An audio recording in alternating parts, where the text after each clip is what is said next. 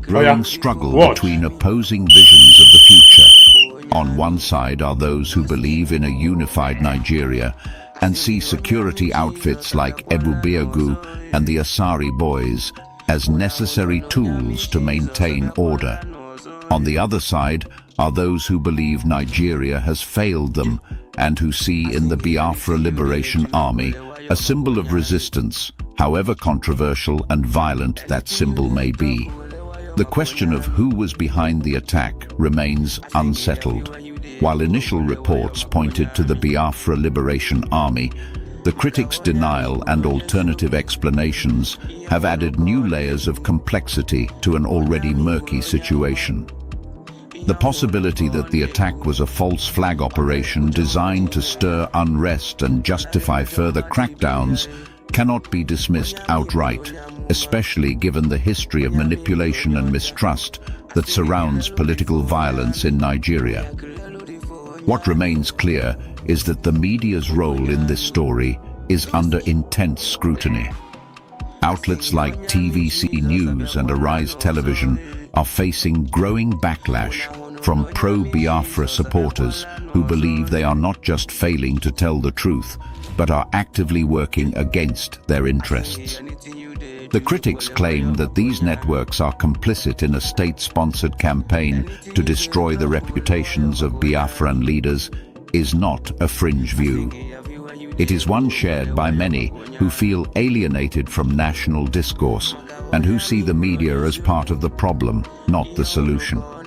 As calls for justice grow louder, so too do the voices demanding a more honest and inclusive national conversation. The idea that media bias could inflame tensions and deepen divisions is not merely theoretical. It is a lived reality for communities like Umunze that are caught in the crossfire of narrative and counter-narrative. For Ikenga Uruagu, the days following the attack were marked by confusion and growing criticism.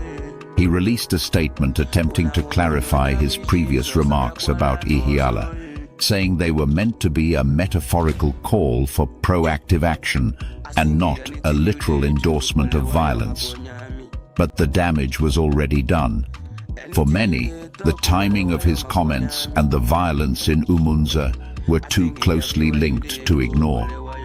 Whether he was simply misunderstood or truly had foreknowledge of the attack remains an open question, one that continues to fuel debate on both sides of the political divide. In the broader context of the Biafran struggle, the events in Umunze are part of a continuing pattern of conflict, misunderstanding, and media manipulation. They reflect the depth of mistrust that exists between the people of the Southeast and the institutions that claim to represent them. They show how quickly a single event can become a lightning rod for broader grievances, and how powerful the narrative war has become in shaping public opinion and influencing real-world consequences.